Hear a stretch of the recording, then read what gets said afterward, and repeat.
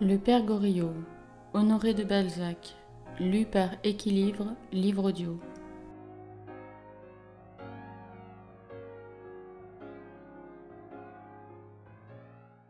Suite. Eugène, qui pour la première fois depuis longtemps avait dîné à la pension, s'était montré pensif pendant le repas. Au lieu de sortir au dessert, il resta dans la salle à manger, assis auprès de mademoiselle Taillefer, à laquelle il jeta de temps en temps des regards expressifs. Quelques pensionnaires étaient encore attablés et mangeaient des noix. D'autres se promenaient en continuant des discussions commencées. Comme presque tous les soirs, chacun s'en allait à sa fantaisie, suivant le degré d'intérêt qu'il prenait à la conversation, ou selon le plus ou le moins de pesanteur que lui causait sa digestion. En hiver, il était rare que la salle à manger fût entièrement évacuée avant 8 heures, moment où les 4 femmes demeuraient seules et se vengeaient du silence que leur sexe leur imposait au milieu de cette réunion masculine. Frappé de la préoccupation à laquelle Eugène était en proie, Vautrin resta dans la salle à manger, quoiqu'il eût paru d'abord empressé de sortir, et se tint constamment de manière à n'être pas vu d'Eugène, qui dut le croire parti. Puis, au lieu d'accompagner ceux des pensionnaires qui s'en allèrent les derniers, il stationna sournoisement dans le salon. Il avait lu dans l'âme de l'étudiant et pressentait un symptôme décisif. Rastignac se trouvait en effet dans une situation perplexe, que beaucoup de jeunes gens ont dû connaître. Aimante ou coquette, Madame de Nuncingen avait fait passer Rastignac par toutes les angoisses d'une passion véritable, en déployant pour lui les ressources de la diplomatie féminine en usage à Paris. Après s'être compromise aux yeux du public pour fixer près d'elle le cousin de Madame de Beauséant, elle hésita à lui donner réellement les droits dont il paraissait jouir. Depuis un mois, elle irritait si bien les sens d'Eugène qu'elle avait fini par attaquer le cœur. Si, dans les premiers moments de sa liaison, l'étudiant s'était cru le maître, Madame de Nuncingen était devenue la plus forte, à l'aide de ce manège qui mettait en mouvement chez Eugène tous les sentiments, bons ou mauvais, des 2 ou 3 hommes qui sont dans un jeune homme de Paris. Était-ce en elle un calcul? Non, ces femmes sont toujours vraies, même au milieu de leur plus grande fausseté, parce qu'elles cèdent à quelques sentiments naturels. Peut-être Delphine, après avoir laissé prendre tout à coup tant d'empire sur elle par ce jeune homme et lui avoir montré trop d'affection, obéissait-elle à un sentiment de dignité, qui la faisait ou revenir sur ses concessions ou se plaire à les suspendre. Il est si naturel à une Parisienne, au moment même où la passion l'entraîne, d'hésiter dans sa chute, d'éprouver le cœur de celui auquel elle va livrer son avenir. Toutes les espérances de Madame de Nuncingen avaient été trahies une première fois, et sa fidélité pour un jeune homme égoïste venait d'être méconnue. Elle pouvait être défiante à bon droit. Peut-être avait-elle aperçu dans les manières d'Eugène que son rapide succès avait rendu fat une sorte de mésestime, causée par les bizarreries de leur situation. Elle désirait sans doute paraître imposante à un homme de cet âge, et se trouvait grande devant lui, après avoir été si longtemps petite devant celui par qui elle était abandonnée. Elle ne voulait pas qu'Eugène la crût une facile conquête, précisément parce qu'il savait qu'elle avait appartenu à De Marsay. Enfin, après avoir subi le dégradant plaisir d'un véritable monstre, un libertin jeune, elle éprouvait tant de douceur à se promener dans les régions fleuries de l'amour que c'était sans doute un charme pour elle d'en admirer tous les aspects, d'en écouter longtemps les frémissements et de se laisser longtemps caresser par de chastes brises. Le véritable amour payé pour le mauvais. Ce contresens sera malheureusement fréquent tant que les hommes ne sauront pas combien de fleurs fauchent dans l'âme d'une jeune femme les premiers coups de la tromperie. Quelles que fussent ses raisons, Delphine se jouait de Rastignac et se plaisait à se jouer de lui. Sans doute parce qu'elle se savait aimée et sûre de faire cesser les chagrins de son amant, suivant son royal bon plaisir de femme.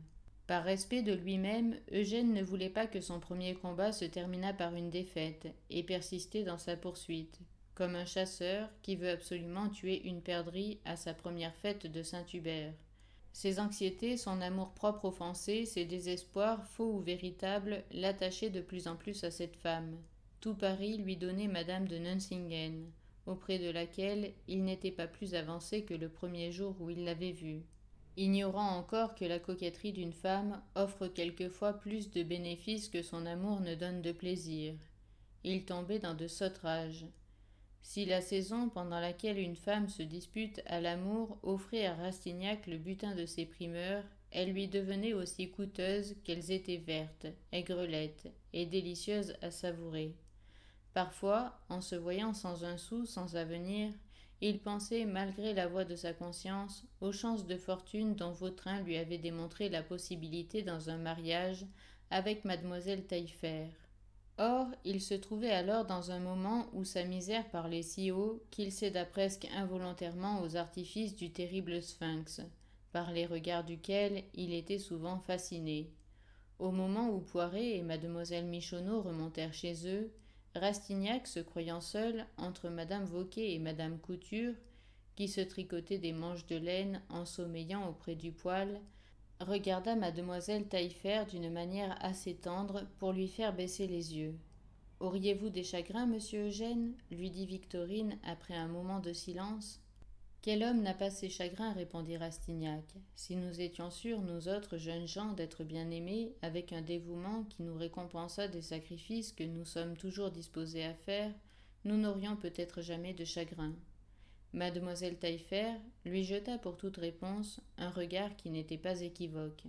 Vous, mademoiselle, vous vous croyez sûre de votre cœur aujourd'hui, mais répondriez-vous de ne jamais changer? Un sourire vint errer sur les lèvres de la pauvre fille comme un rayon jailli de son âme, et fit si bien reluire sa figure qu'Eugène fut effrayé d'avoir provoqué une si vive explosion de sentiments. Quoi, si demain vous étiez riche et heureuse, si une immense fortune vous tombait des nues, vous aimeriez encore le jeune homme pauvre qui vous aurait plu durant vos jours de détresse? Elle fit un joli signe de tête. Un jeune homme bien malheureux? Nouveau signe. Quelle bêtise dites-vous là? S'écria madame Vauquer. Laissez-nous, répondit Eugène, nous nous entendons.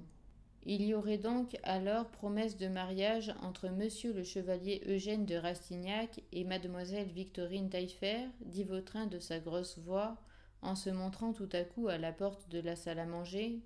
Ah, vous m'avez fait peur, firent à la fois madame Couture et madame Vauquer. Je pourrais plus mal choisir, répondit en riant Eugène, à qui la voix de Vautrin causa la plus cruelle émotion qu'il eût jamais ressentie. Pas de mauvaises plaisanteries, messieurs, dit madame Couture. Ma fille, remontons chez nous. Madame Vauquer suivit ses deux pensionnaires afin d'économiser sa chandelle et son feu en passant la soirée chez elle. Eugène se trouva seul, face à face avec Vautrin. Je savais bien que vous y arriveriez, lui dit cet homme en gardant un imperturbable sang-froid. Mais écoutez, j'ai de la délicatesse, tout comme un autre, moi. Ne vous décidez pas dans ce moment, vous n'êtes pas dans votre assiette ordinaire, vous avez des dettes. Je ne veux pas que ce soit la passion, le désespoir, mais la raison qui vous détermine à venir à moi. Peut-être vous faut-il quelques milliers d'écus? Tenez, le voulez-vous? Ce démon prit dans sa poche un portefeuille et en tira 3 billets de banque qu'il fit papilloter aux yeux de l'étudiant. Eugène était dans la plus cruelle des situations. Il devait au marquis d'Adjuda et au comte de Treilles 100 louis perdus sur parole. Il ne les avait pas, et n'osait aller passer la soirée chez madame de Restaud où il était attendu. C'était une de ces soirées sans cérémonie où l'on mange des petits gâteaux, où l'on boit du thé, mais où l'on peut perdre 6000 francs au whist. Monsieur, lui dit Eugène, en cachant avec peine un tremblement convulsif, après ce que vous m'avez confié, vous devez comprendre qu'il m'est impossible de vous avoir des obligations. Eh bien, vous m'auriez fait de la peine de parler autrement, reprit le tentateur. Vous êtes un beau jeune homme, délicat, fier comme un lion, et doux comme une jeune fille. Vous seriez une belle proie pour le diable. J'aime cette qualité de jeunes gens. Encore 2 ou 3 réflexions de haute politique, et vous verrez le monde comme il est. En y jouant quelques petites scènes de vertu, l'homme supérieur y satisfait toutes ses fantaisies, aux grands applaudissements déniés du parterre. Avant peu de jours, vous serez à nous. Ah, si vous vouliez devenir mon élève, je vous ferais arriver à tout. Vous ne formeriez pas un désir qui ne fût à l'instant comblé, quoi que vous puissiez souhaiter, honneur, fortune, femme.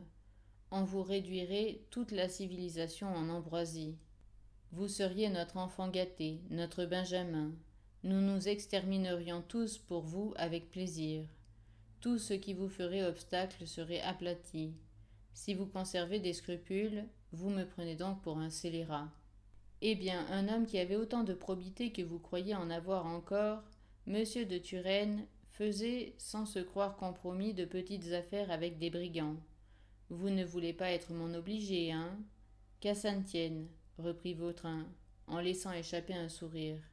Prenez ces chiffons, et mettez-moi là-dessus, dit-il en tirant un timbre là, en travers. Accepté pour la somme de 3500 francs, payable en un an. Et daté, l'intérêt est assez fort pour vous ôter tout scrupule, vous pouvez m'appeler juif, et vous regarder comme quitte de toute reconnaissance. Je vous permets de me mépriser encore aujourd'hui, sûr que plus tard vous m'aimerez. Vous trouverez en moi de ces immenses abîmes, de ces vastes sentiments concentrés que les niais appellent des vices, mais vous ne me trouverez jamais ni lâche ni ingrat. Enfin, je ne suis ni un pion ni un fou, mais une tour, mon petit. Quel homme êtes-vous donc? S'écria Eugène. Vous avez été créé pour me tourmenter.